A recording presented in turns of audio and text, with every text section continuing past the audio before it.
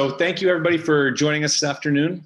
I think as we've all seen, the restaurant world has come to a screeching halt. Starting, I think, if you put an asterisk on your calendar, it's probably around March 16th. And there's a lot of uncertainty in the air. And I think as we've all been going through our social distancing and isolation, there's a lot of questions that we have in our own minds, and having conversations outside of that about what's going on in the restaurant world, the wine and spirits world, and in the business side of restaurants, and what it's going to be when we emerge from this. So we've all been asking the same questions and thought that it'd be good to take it outside the four walls and really have a virtual conversation. So, you know, things on our minds in terms of how long this will last, what type of help is out there, what that new normal is that we're going to be reopening in, and strategies of what we can be doing now to best prepare for that are some of the topics that we'll be covering today. So I want to introduce everybody that is on your screen right now. So the other bald gentleman is a former colleague and great friend, Dustin Wilson, fellow master sommelier. You may know him from 11 Madison Park, from Verve Wine in New York City, San Francisco, later this year, Chicago. And I think probably the most important thing now, anywhere in the States, basically, you can ship to. So if you need your wine cellar restocked, he's a good guy to reach out to. The other gentleman with me is a good friend as well, Mike Laszlo from Boulder, Colorado, food and beverage lawyer, specializing in restaurants, wineries, distilleries, you name it. He's the one-stop shop. And then myself, Sabato Sagaria, former Chief Restaurant Officer for Union Square Hospitality Group in New York. And then most recently, I was the president of Bartaco with 22 restaurants around the country in 13 states. So for the next 30, 45 minutes or so, we're going to be sort of talking about how we're seeing things through our various lenses. Obviously, there's a lot of new information that's coming out each day, and we'll try and incorporate some of that. If anybody has any questions, feel free to type those into the comments. We'll look to get those covered if we can during the conversation or even at the end. So let's kick things off with Dustin. And Dustin, you know, on the wine front, you obviously know both the restaurant and the retail side of things, but there's a lot of conversations about the impact of closures on restaurants and how that trickles down in the beverage world. If you're looking at it through the lens of the retail side of wine, what's changed over the past month, and how has your business model changed to adapt to that? Sure. You know, we're kind of looking at it from two different points of view here. First, you have to look at it from customer behavior. Consumer behavior has changed tremendously over these last couple of weeks, and you know, as restaurants have closed and people are staying home, you know, our businesses have had to change a little bit with that. And then also you're looking at it from a operational standpoint. You know, what we're actually doing in the shop or online to accommodate these behavioral changes. And so I'll start with the behavioral change. You know, because everybody's staying in, because they're no longer able to go to restaurants anymore, you know, we've seen certainly a big uptick in orders for retail. So you got to picture yourself, you know, everybody's at home now. Your inclination is to buy more wine, stock up the house, and have something around that you can enjoy on a regular basis. Now, what this also means is that people are buying things in a little bit of a different way. You don't see kind of the high-end spending as much as you used to, and people are looking to buy more of kind of those everyday drinkers. So, you know, the stuff that they can pop on you know, nightly if they want to, that they're not going to feel too guilty about. So, you know, from a business standpoint, we're seeing a big uptick in volume. But at the same time, you're starting to see a downward trend on the average price of bottle, for instance, that's going out the door. So, you know, as how that translates into operations and how that's affecting us is twofold. Obviously, we're accommodating those different behaviors, but then we're also doing our best to keep our staff and our team safe, our customers safe, and kind of abiding by all of these different rules, and also just societal kind of things to keep track of to make sure that we're providing a great environment both for our guests and for our staff. So, you know, we've shut down the stores for walk-ins, so we're doing only pickup and delivery.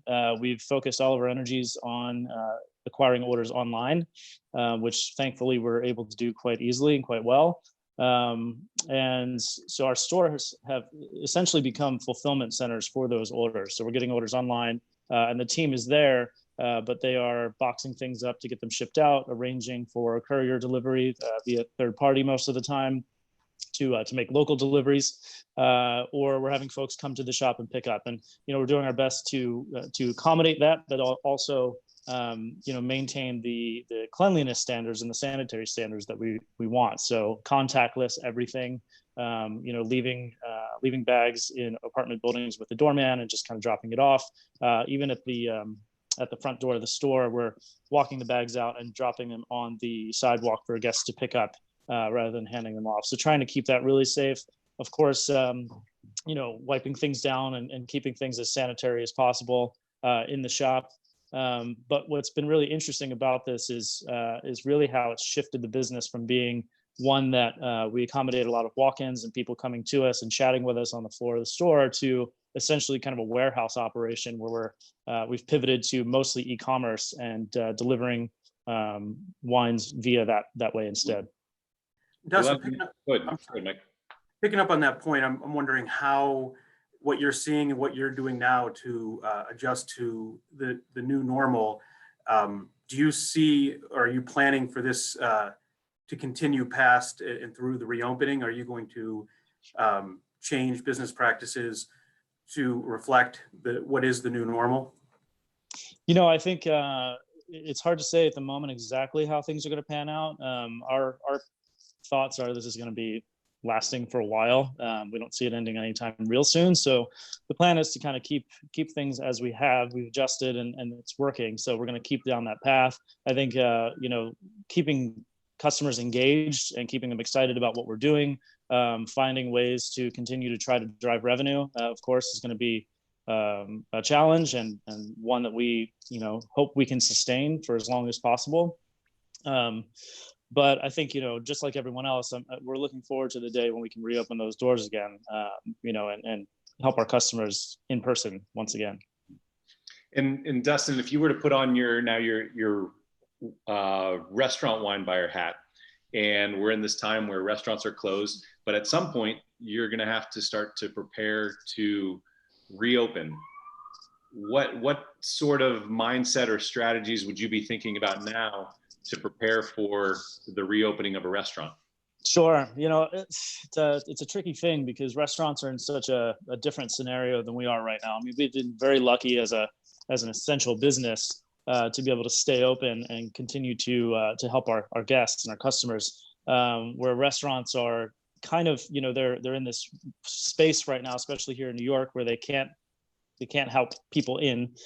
So there, a lot of them are doing takeout and to go and things like that. And they're able to sell a little bit of wine, which is great to drive something. But, the landscape of what things are going to be like when they reopen is going to be drastically different. And, as a wine buyer, if I'm a sommelier, if I'm buying wine for a restaurant, I don't think there's a whole lot you can do to really prepare at the moment other than, kind of keep tabs on your inventory and see how things are running. But then once you reopen, I think this is going to be a really important time, maybe more than ever, for wine buyers and general managers to really stick together and work in tandem, and really understand the general business needs of the overall restaurant, and not necessarily be so kind of laser focused on just your wine program, because the way you buy, the way you spend money is going to impact not just your program, but also the restaurant as a whole. It's a much different atmosphere than when the restaurant's already running, or even when you're opening a new restaurant and you've got a certain amount of money allocated to inventory. So spending money wisely and making sure that you're not overspending is going to be key for wine buyers as they reopen their doors whenever that happens. What do you think the guests are going to be thinking about? How will they be thinking about wine in restaurants differently when we reopen? It's tough to say. I mean, it's all speculation at this point, but I think, people are probably going to get used to buying wine at retail prices, which is not going to be great for restaurant markups. So you may want to just consider that as you reopen. and the way that you price your wines. You also might want to consider the fact that, we're going through a big economic downturn at the moment. People are going to be out of jobs for a while. When you do reopen, chances are that people aren't going to be spending top dollar as much as they used to. So really kind of being sensitive to that, I guess, is the way to think about it, and thinking, try to put yourself in your guest's shoes and what situation they might be walking back into, and maybe consider, having some more lower priced wines available on your list, things like that you may not have thought of before all this happened.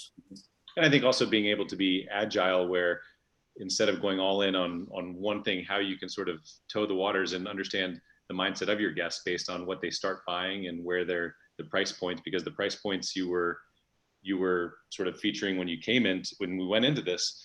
Yeah, I think definitely being cautious as you jump back in here. Don't dive right back into the deep end. I think you got to kind of really slowly enter this market back again, and take your time with it. Don't expect things to just return right back to the way they were, and be cautious. Take your time. Spend your money wisely. Listen to your guests. Pay attention to what their needs are and what they want. Mm-hmm. Great. So, what are you hearing, if anything, from suppliers? Are they doing anything right now to try to get to dump inventory or to make it more enticing for you to buy from them now and then months from now? Yeah, as a retailer, it's actually kind of a nice time for this, because the distributors and the importers are struggling just like everyone else, and they need to find an outlet for these wines, and restaurants obviously represent usually a huge consumer base for them. And with all of them closed and not really buying anything, they've kind of shuffled things around a little bit. So, we've been very lucky to be able to have access to a lot of wines, both in the rarity camp as well as kind of more in the quantity side of things that we wouldn't normally have access to. As a retail buyer, you kind of want to be able to take advantage of that as best as you can. But I think, those guys are struggling as well. And I think that right now they're just realizing they have to take whatever avenues they can in order to sustain their own businesses. And, they're just trying to make it just like everyone else. And something I think almost every state has done, certainly here in Colorado, and I think New York as well, is that restaurants can now sell wine to go, where in the normal world that's not happening. Have you noticed any dip in sales or anything different from the standard retail off-premise operation that you run? Has that cut into anything? Has that changed the way that you're looking at any of this? Not that we've noticed, and not really. And frankly, I know that despite kind of more competition being out there with regards to restaurants selling wine, I mean, I think I come from that world, and frankly, it makes me happy that they at least have some sort of outlet to be able to continue to support their teams and do what they have to do to stay afloat. Also kind of realizing that the people that are buying from them are just as invested in that restaurant being able to sustain itself. So it's more of a, the guests or the consumers on that end are trying to uphold the restaurant and be loyal to it. I also think that restaurants actually have a kind of a unique opportunity in front of them at the moment, because if they've got things that are a little bit more rare, stuff that you don't see in retail all that often, it's a nice opportunity for customers to find some stuff that they can't find in retail. So the problem is that because they're using the funds, I think, a little bit differently than like a normal retailer would be, they're just seeing their inventories kind of continue to deplete. And I think that's going to pose maybe a bigger issue, not right now, but when the time comes to reopen. And that, I think, goes back to, when you look at how cash flow reliant restaurants are, when you're starting out from the beginning and doing an opening now, they're going to need not just the cash flow to get the team on board, but how to re-up the supplies, whether that's food, whether that's spirits, and right. wine. So, and that's going to be tricky. Like, if you're depleting all of your inventory now, you're going to reopen with a much smaller list and smaller amount of wine than you had when you closed down, and you can't just re-up all at once. It's just not going to be possible unless you've got access to the funds to be able to do so. So it's going to be tricky. So Mike, let's jump to what is, I never thought I would say this, the most thrilling aspect of my day is employment law these days. And you obviously have clients that are in restaurants, that are in all facets of the business through Beverage. And on Friday, the CARES Act was dropped on the world. And I'm sure you've been getting a lot of questions, and it's almost like, here's the rules of the game, and everyone's kind of clawing at it, trying to understand how they apply that to them. So can you kind of give a high level overview of sort of what that means for employers as they start to try and understand how this can apply to their businesses? Yeah, absolutely. And we have been seeing and just been inundated with calls, emails, text, everything from this past Friday through the weekend and even up till now about how do we as employers, small businesses, take advantage of this, apply for these loans under the CARES Act. Secretary Munchin today, just a few hours ago, said that we should see the rules this afternoon, or he said Monday, but I think it'll be this afternoon. And then the loans, we might be seeing them as soon as Friday. So just from a breaking news standpoint, it looks like it's going to be moving a lot faster than we knew, on Friday.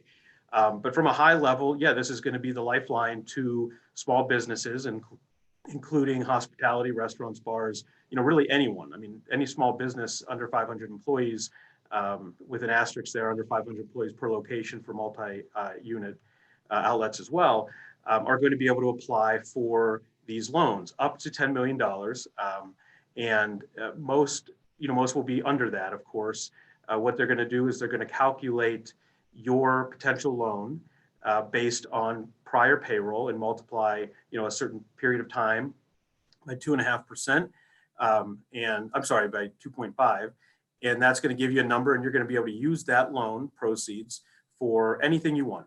Now, if you want to have that loan forgiven at some point down the road, the forgivable part of that will be payroll, capital expenditures such as rent, mortgage, again, payroll, loans that were in effect prior to February of 2020. So there's going to be certain guidelines, but frankly, it's a great lifeline. So basically, forgivable means that I don't have to pay that portion back. Is that correct? That's right. And from what I understand, that loan forgiveness will not be taxable. Now, I'm not a tax attorney, but the high point so far and questions I'm getting is, well, if I have a student loan forgiven, or if I have some credit card debt forgiven, that counts as income, and now I have to pay tax on that. I believe this is going to work differently. Don't quote me on it, but it sounds like this is going to work different. So the loan will be forgiven in that you will not have to pay it back if you use it for qualifying expenditures. Mm-hmm. Is there a time frame for this that in terms of how long you can use it before it's no longer forgiven?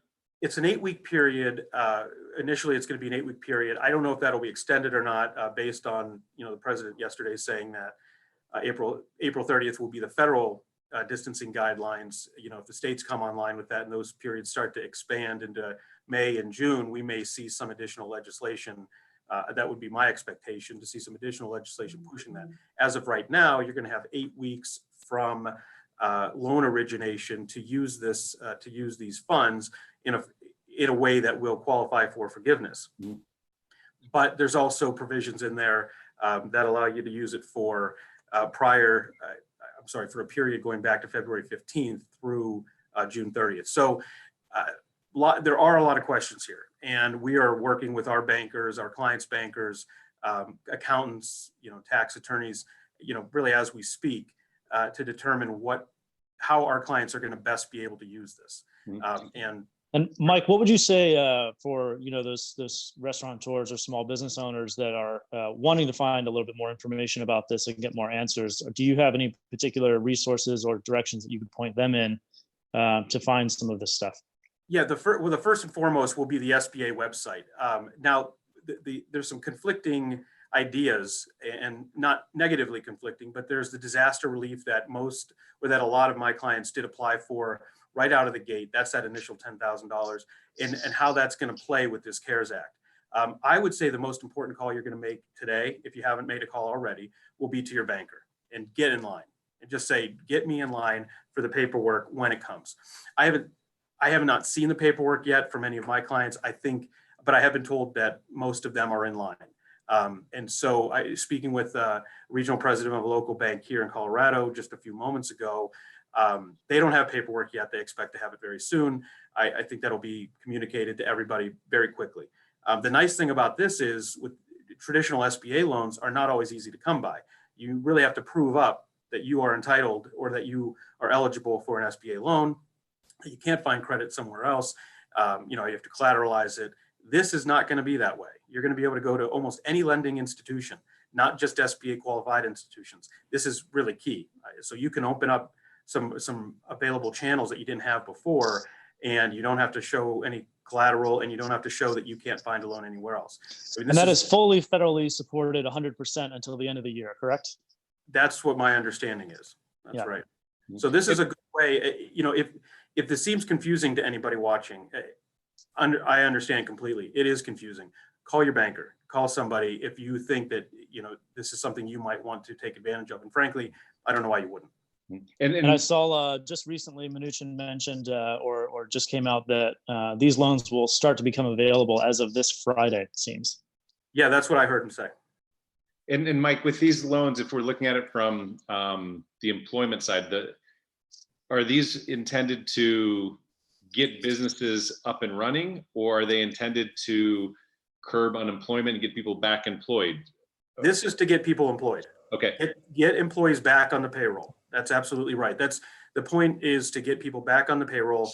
I'm not a policymaker, but the idea here is we can pay on unemployment benefits, or we can fund the businesses to get them back in, get our employees back. Firms like myself, we had to consider whether or not we're going to be able to continue to employ everybody. And this helps you say, okay, good, I have a lifeline. I can keep, everybody relax, I can keep you employed. And then for restaurants, my clients are looking at it as a way of how do we get our key, how do we get all of our employees back, not just key employees, but I mean, every employee at all levels, up to $100,000 salary. That is important to keep in mind. And I don't know that means that you can pay them up to that point, or how that's going to work. I expect to see that in the guidelines, but it's a way that everybody can be back on payroll and off the government, rolls. And frankly, it's a very good program. I believe it's going to be great.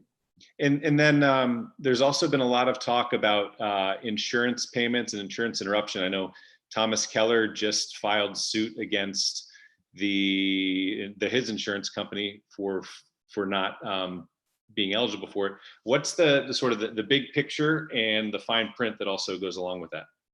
Well, if you have the next 5 hours, I can go through all of it. Actually, probably 5 days.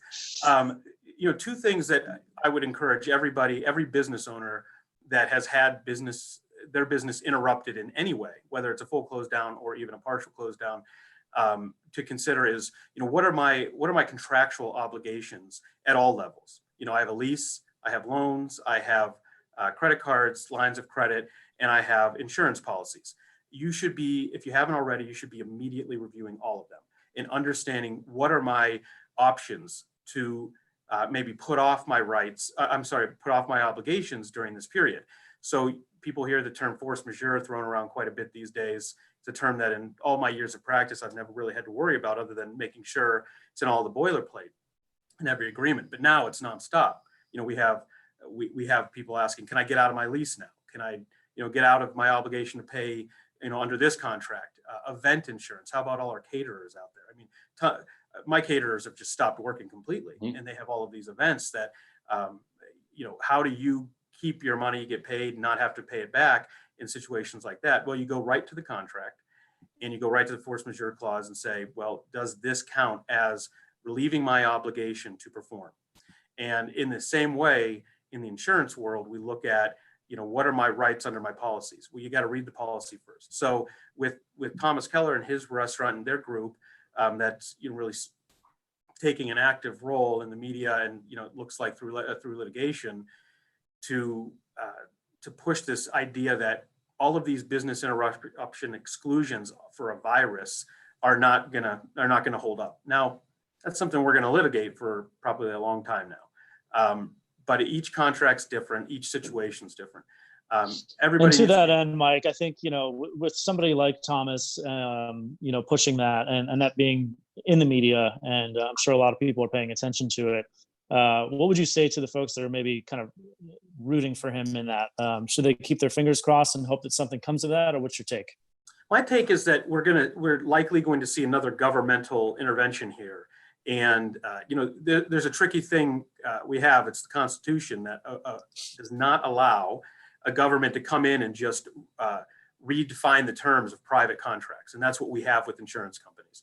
We have a private agreement between my business and an insurance company. And we say that you'll indemnify me or pay me for losses I incur for certain reasons.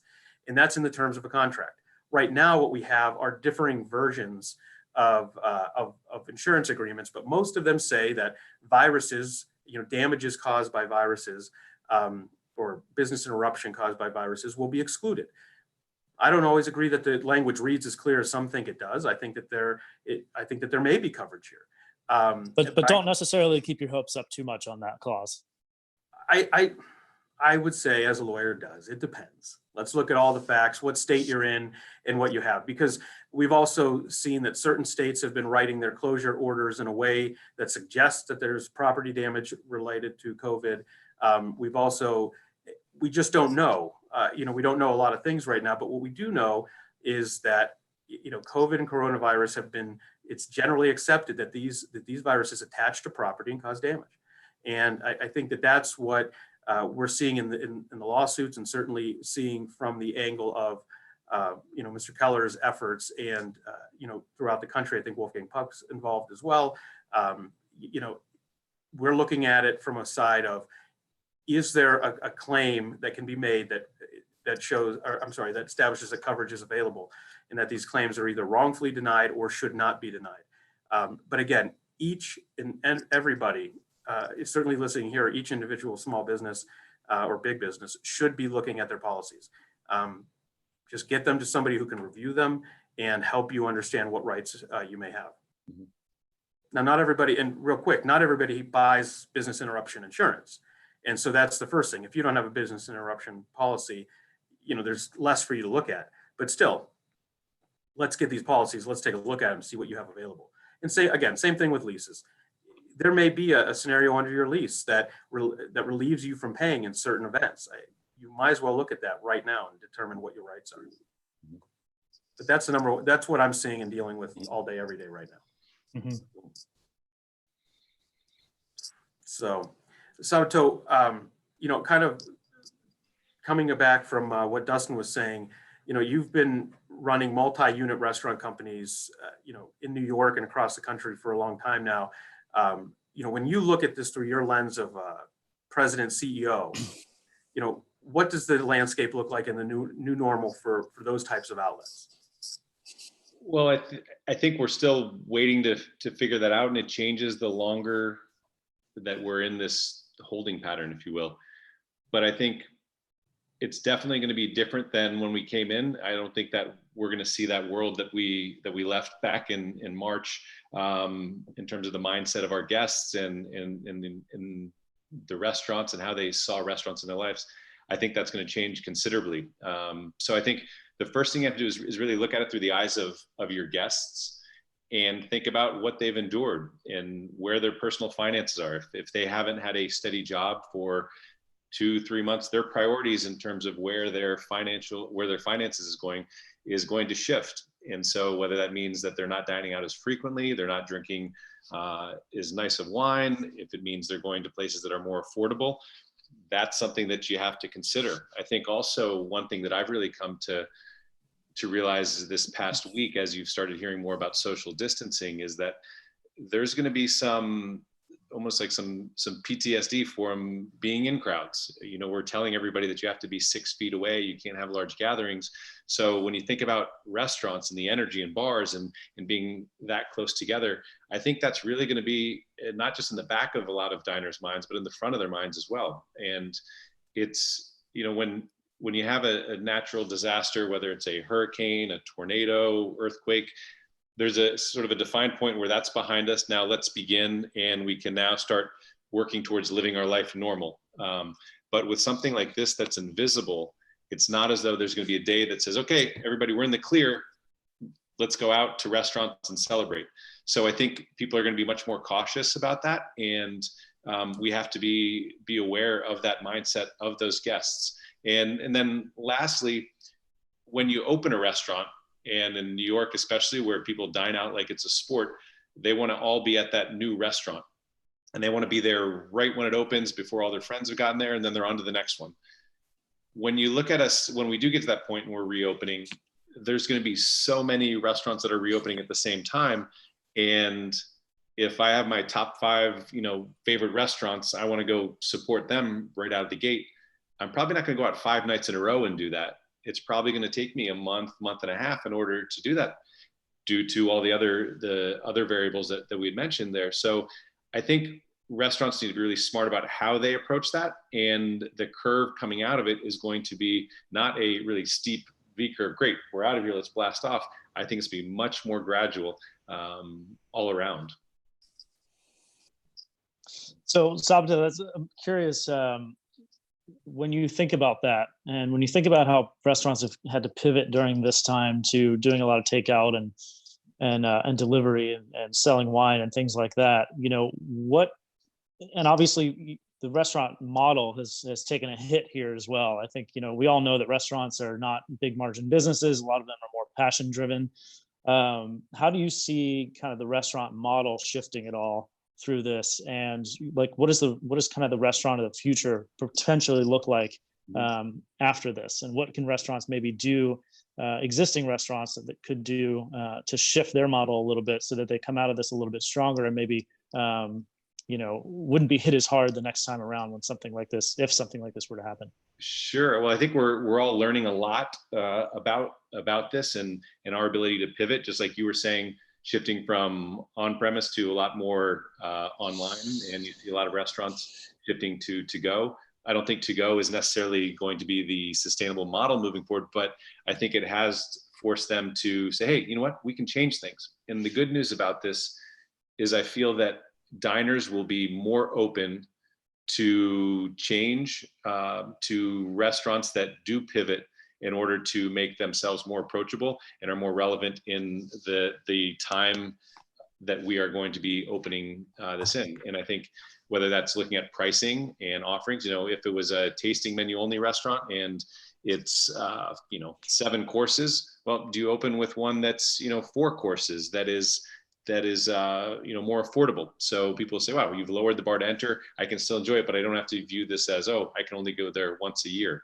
It's looking at menu offerings and say, okay, do I shift fewer menu items, which is going to require less cash tied up in food for prep. It's going to require less labor to prep it. I think those are all things that I would be looking at my restaurants and saying, how do we do less with more? Because again, it's not going to be flip the switch and we're back to our normal staffing levels.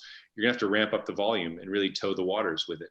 I think a lot of people are going to be asking, what are the nice to haves and what are the needs to haves if I'm opening my restaurant? Because in essence, a restaurateur or a restaurant company is building their entire team from the ground up. So just because they had all those positions before doesn't mean they're going to be able to afford those right out of the gate because the revenue won't be there. So they're going to say, what are the people that are most versatile, that can contribute the most, and wear as many hats as possible? I think that's sort of the first wave of people that you bring back on. And for anybody that's looking to go back on board, I think the more open-minded you can be about what your job is and broaden sort of how you can contribute to the team, the more value that you'll be able to add and the more options that you'll have out there. I think also restaurant groups that have 20 restaurants, what is the strategy for opening that? In terms of, you can't open it all at once. So how do you layer those in to be able to support those? Yeah. So it seems to, sorry, Mike. It seems, whether you're reopening restaurants or whether you're buying wine or whatever the case may be, it sounds like the kind of mentality to maybe think about is everything's gradual. Take your time, because it's not going to, once we can flip that switch on, it doesn't mean that it's going to fill up right away and things are just back to normal. So maybe the lesson, the takeaway here is be prepared to take your time and have a much longer ramp up period than you might be used to. And be comfortable innovating, be great listeners, and be athletic and being able to pivot and not to be afraid of that, actually embrace it. And I think that's one of the things that I look forward to is all the innovation that's going to come out of here and how restaurants will say, hey, here's what we did before, but we also saw that sort of left us out here banking on just, all in on one aspect of the business. Well, how do we diversify? Whether it's, oh, let's add this other meal period, or let's add, lean into takeout. So it'll be exciting to see the innovations that do come out of this when that time is. Definitely. And this is a great time for all of that to be happening. And I think, I guess it's the restaurateurs may just want to be in the mindset of, if it's gradual, what does that look like from a modeling standpoint? What does it look like from a financial standpoint, your labor, purchasing, et cetera? Mm-hmm. That's going to have to be considered going into this. Mm-hmm. Yeah. And then, Sab, what do the executive meetings look like right now? I mean, are we still in triage? Yeah, triage damage control, or are we business planning, taking this opportunity with employees and, part of the teams that are still available, are we taking advantage of this opportunity to be around the table a couple times a week, if not every day, saying, building new business plans? And just I think it depends on where you are in the country, because everyone unfortunately is not at the same stage of how serious they're taking it or how it's impacted their communities and businesses. But I think what I've seen here is, you just got the CARES Act on Friday, and you're saying, okay, this could be the sort of the jump start that we need. How do we start strategizing to utilize this for our company? And the good news is, hopefully that, if used properly, can get a few more people around the table to help you thinking strategically about it, because that's what you have to do in thinking about things through a different lens with it. And I think especially more, established restaurants, if it's maybe just a single unit, they've only just run a restaurant. When was the last time they actually opened a restaurant? And I think anybody that's gone through that process realizes that it takes a different mindset. It's, being scrappy and, a lot of unexpected things that pop up through the process. So I think needing to get in that mindset and thinking about, what does it take to open a restaurant? How much time is it going to take you from whenever we say go, and whatever that restaurant is, what's that time frame? Is it for some restaurants, it might be 2 days, it might be 2 weeks for another restaurant. But with that, you also have to think about the fact that not every employee that you had before is going to be coming back. And so what it takes to rehire, retrain, and helping them understand what the new expectations are for you as an employer, and the training of that. So, if you're a wine director and you've done this amazing wine training for your team, well, if half of them come back, you're going to have to do that again for the entire team. And so using this as a chance to reinvest in that training, and through training, that's also a great vehicle to reignite your culture and define it and make it tangible for people. So that's where I would be focusing. If I was a manager, if I was an owner, if I was a SOM, is thinking about what I'm going to do from a training standpoint, because it is starting with a blank slate, and you can't assume that your entire starting lineup is going to be there. I'm sorry. Yeah. I wanted to ask, with training, how are you, this is also new for everybody. Mm-hmm. What does hospitality look like in this during Corona world that we're living in and post? Because, maybe guests don't want to be touched. Maybe guests don't want to have somebody hovering over them, dropping a plate. How is this going to work? Well, I think that's a great point where, again, it goes back to thinking of it, looking at the experience through the guest eyes and the mindset they're going to be walking into your restaurant. First of all, they're going to be so happy to be out there, but they're also going to be much more aware of sanitation and hygiene. So whether it's, in New York, it was great. Yeah, tables are right on top of each other, but is that really going to set somebody at ease when they walk into a restaurant in this new world? Do you have to take tables out so that you have a little more spacing? Bread service, are you going to be having just drop it on the middle of the table and everybody goes in with their hands, or is it French serving the bread at the bar? Sitting there and seeing a bartender squeeze a lemon into your cocktail and with their hands, that's something that's going to give pause to people, and the personal space of reaching across the table. So I think investing in training on that and understanding what hospitality looks like in this world and personal spaces and how that impacts, whether that's pre-shift, whether it's, back of house areas, and setting it up so that when guests or employees come in and see that, say, wow, they've really thought about this and they take it seriously and they're looking out for my well-being as well as my comfort. I think that's something that we're going to have to really think about as we enter into this post-corona world. We've got some great questions coming in here. Should we take a few moments to answer some questions? Go Yeah, for I it. think so. Let's do it. Dustin and Sal, I think this one goes right to you. Does the CMS Americas have anything in the works to help support the SOM hospitality industry at this time? I don't know if you know, but. Great question. For me personally, outside of seeing that, for this last exam, which was just a few weeks ago, candidates had the option to bail if they were uncomfortable with kind of what was going on. Mind you, this was before all the lockdowns happened, so they were able to postpone taking the test with no penalty until a later date. My guess is I'm not sure if I've seen anything on the July exam, whether that's been postponed yet or not. My guess is it probably will be. Outside of that, I haven't seen much. Sabato, have you seen anything in addition to that?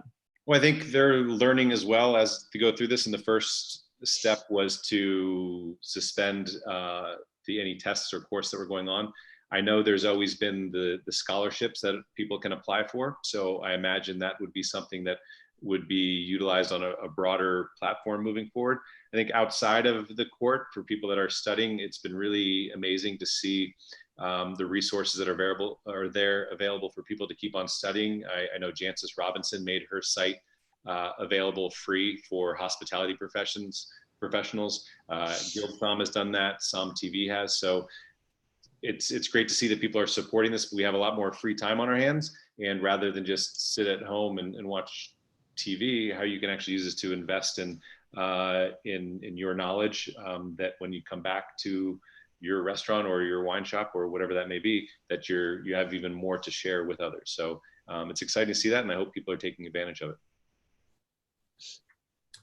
Here's a couple more questions here. One, how long do you think businesses will be allowed to do takeout liquor? And then kind of on that same note, I think I'll take these. Any sense this would cause a loosening of interstate alcohol shipping restrictions? This is Great my question. Yeah, and I hope the answer is that we'll see some loosening of interstate alcohol shipping restrictions. That process has kind of been in play for the last couple of years anyway. One unfortunate thing is we have some cases that are going on around the country challenging and trying to uphold interstate shipping practices that will probably be stayed right now. Most of our Colorado courts, most federal courts right now have stayed all litigation. So unfortunately, I think some of those we're gonna have to wait. What I do think this is gonna be a great opportunity for lobbyists in the restaurant world and in the liquor world to get a hold of the legislatures and say, see how great this worked. People weren't dying. People weren't irresponsibly selling alcohol. This really worked. We had the best test case that we could have never had prior to this, this unfortunate emergency. And we have a model to look to. There was responsible delivery. There was responsible takeout sales. So, states like Colorado that are pretty much locked down from an alcohol, sales perspective might look at this and say, yeah, maybe we can do some of this. Interstate shipping, again, I would love to see that. The idea that we're just going to freely send beer and spirits around, in addition to opening some barriers on wine anytime soon, I don't think so. But again, that goes to the legislative fix. We have a model now to look to. And so I would be taking this opportunity, and I probably will be, to be pushing it on legislatures and saying, you should jump behind this. I think for me, the number one thing would be, here in Colorado and states that don't allow restaurants to sell to go or sell into the market or buy from private sellers. This is a good opportunity to say this works. We should be more like New York, California in that respect. So some good could come from this. Mm-hmm. What else do we have here? How about, here's one for you guys. The competition for employment will be intense, I'm assuming, once we return to normal. How do you suggest differentiating yourself as a hospitality professional in this new world of food and beverage? Well, I think Sabato kind of mentioned this earlier, and I think the more versatile you can be as an employee, and kind of wear a few different hats is going to make you a more valuable person. So if you are able to be, say, like a sommelier as well as a manager, really understand maybe some of the finances of the business, understand service, etc., that's a more valuable person than say, if you don't have any of those skill sets and you're there to just wait tables, for instance. As sad as it may seem, those are the decisions that some employers are going to have to make. I want to maybe argue the thought that it's going to be competitive, though. Well, I guess it would be in the sense that we're going to have a much smaller inventory of restaurants, looking to rehire this a large number of people who have been laid off from this. So, I think it's going to be tricky, but I think the best thing that you can do is, if you're somebody that doesn't know wine very well, start learning about some wine. If you're a person that was always just a sommelier and kind of pushed away the notion of ever wanting to be a manager, saying that's not my job, I only want to be focused on wine, now may be the time to change your mindset on that a little bit. So I think that you got to start thinking about, as an employee, how can you be the most valuable to the business, because restaurants will have the pick of the litter there. I think also, throughout this time, I found myself checking in with friends that are in the business around the country, people that I've worked with, or just friends. And I think by doing that with your employer, if that's where you want to go back to, ping them every week or two and just, hey, just check in. How you holding up with all this? How are you looking at it? Especially now that as they start to understand the CARES Act and how this could potentially help them, maybe there is an opportunity to come back on board and sort of a project-based function until they're fully up and running. Great, we need help doing an inventory to see where we're starting with. Great, happy to come in for a couple hours, but just being proactive with that, I think, is a great way to stay front of mind for people, and also to show them that you want to do whatever possible to help the restaurant get up and running and your colleagues getting back to work. Yeah, something I used to tell younger aspiring sommeliers, when they were trying to figure out how to get their first som gig, which is arguably always your hardest one to get, right? Because you've never been a sommelier before, and you're in New York City. How do you land a som job? And I always tell them, go work somewhere where there's already a great program and a great mentor in place, and then, show that person that you're really interested in learning more about the program, and be willing to do whatever it takes to help them out. Volunteer for inventory, things of that nature. So I think, to Sab's point, I think the more you can kind of show, like, hey, I really want to get back in there and help in any way possible, as the employer or the wine director or something, I'm going to look at that and say, like, wow, this person's really motivated. They're willing to work hard. They're willing to do whatever it takes. I like that. That's going to be more attractive to me. Kind of keeping on that, we have, let's take one more question, but it kind of loops into that, is, as a restaurant owner, how do you keep your staff invested and motivated without knowing how long you can pay them, under, let's say, even under the CARES Act, how long you can really keep them, part of your organization? How do you keep them invested? And I think that goes to what you were saying, but I'd be interested. I think it's the same thing where you're an employer. You want to have the pick of as many people out there. And if it's setting up a page on your website that is almost like a pre-shift page that you can look at to say, we're still doing some training things, and our team can actually tune in and they can still be a part of that community. They could comment on it.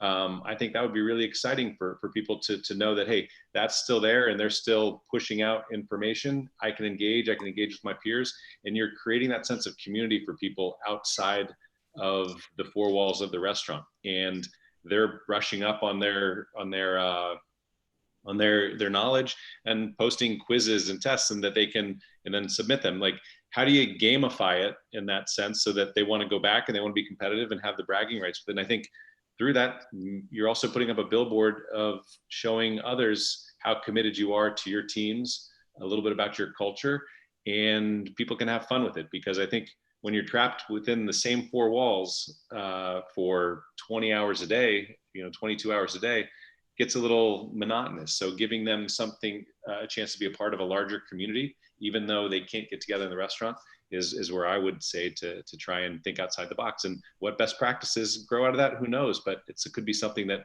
plays into the new normal very easily. Yeah, I think, think about when those times when you're in the restaurant, right? And you just you have all these ideas for trainings or games or things that you could do with the team. that only if only we didn't have service to jump into all the time, we'd have so much more time to do this stuff. Now's the time to be able to do some of those things and continue to engage your teams. I love all that, Sab. And while we're gonna, I said that was the last question. There's one more point somebody just brought up and it really kind of dovetails into that. This is also a great time for business owners to be looking internally and investigating, are we a profitable business? You know, does our business actually make money? Do we want to even continue? You know, is this a time that, you know, we could be changing business practices? But there are so many, you know, unfortunately we see it a lot, you know, businesses come and go. And there are so many things you can be looking at right now to say, geez, maybe I had too much payroll. Maybe I was doing my marketing all wrong. And you can look now and just kind of cut some of those programs and maybe, you know, start anew. So, you know, things that I would be doing right now is corporate housekeeping, you know, the really boring stuff that I really like. I'd be looking at it and saying, you know, when was the last time I had an investors or shareholder meeting? Like, this is the time. Let's just, do people want to go on? I mean, we're about to take on, let's say we do apply for a CARES, you know, a CARES loan. Am I allowed to make that decision? Or do I have to go get a quorum of shareholders and have a meeting to determine whether or not I can even go sign the company's name on this paper? Now's the time to be doing that. And I think it'll lead to other good conversations, kind of, you know, state of the business type conversation. So I would definitely be doing that. And speaking with your CPAs, attorneys, advisors, now's the time to do it. I think also looking at your business model, and, you know, oftentimes you look at it holistically. And if it's a restaurant, oftentimes you say, great, our profitability is based on, you know, 365 a year. But let's actually look at that meal period by meal period. Is dinner profitable? Is lunch profitable? Or is one dragging the other down? When you look at aspects like that, the beverage program, you know, food, like how can you actually look to make sure that everything is top of its class and contributing to the success of the overall business, not holding it back? And so, you know, if you're looking at it saying, wow, on my back bar, do I need to have a fruit salad of vodkas with 27 different flavors? Or could I just actually get away with having 3 vodkas? Things like that require less capital, because you're gonna have less capital when you open this. And looking at lunch service and saying, okay, lunch service, it's not as profitable as dinner. Why? Well, I'm not doing the beverage sales, which help on the flow through of that. I'm not doing the volume, and it's just one seating. Well, is there a way to streamline it, whether it's the changing of the service model, the changing of the menu offerings? Is it doing a mini prefix? Just thinking outside the box in every aspect of your business, so that when you pull it together and you see the sum of the parts, it's actually more profitable than it was before, rather than some of those just kind of along for the ride, but their inefficiency is just overshadowed by the success of another aspect of the business. So yeah, you do have that chance to think about all those things on a much granular level now, which is great. Mm-hmm. Yeah. Same with positions. Do you need to have, you know, 2 hosts at the front door? Do you need to have a pastry chef either there all day, or do you have to have a pastry chef? Can your chef do that? You know, just thinking outside the box with every aspect of the business to say, what is the need to have and what are the nice to haves? And hopefully you can get back to those nice to haves, but the leaner you are out of the gate and the more thoughtful you are with it, I think the more you're setting yourself up for the long-term success and adaptability in this new normal. All right, guys. So it looks like we're right about an hour. So maybe this is a good time to kind of cut things off. So obviously there's still a lot of questions out there, I'm sure, a lot of things to consider. And, you know, we really hope that this was useful and helpful to all of you that tuned in. We would really love it if you subscribe, if you give us a thumbs up on YouTube here, that would be great. So the idea is we want to create a lot more of this kind of content. And your support and those subscribes and those thumbs ups really help us to reach a broader audience, which would be great.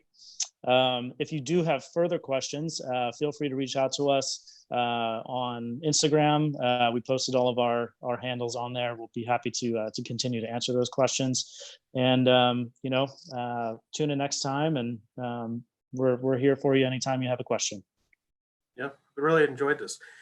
Earlier in the talk, I was asked about links or resources. We'll also find a way to push out either, on social media, different links and resources as they become available. And my goal is to, as the CARES rules come out today, and as we learn more, I'll just be pushing those out and hopefully updating my blog with them. I noticed last week, every time I update my blog, something changes within a few minutes. So, but try to hit the high points. And then, our goal here is to continue to do this, to have conversations that are meaningful and provide good information for the industry. And keep in mind too that this video will live on here, will be archived, and you'll be able to view it anytime on the site. So if, for instance, there's some folks that you think may gain some value out of this conversation, feel free to share the link with them. They will be able to view this at any time. So we appreciate that. Stay safe, stay at home, and all right. see you on the other side. Mike, great chatting with you guys. Thank you so much. Thank you, everybody, for joining. Bye, everyone.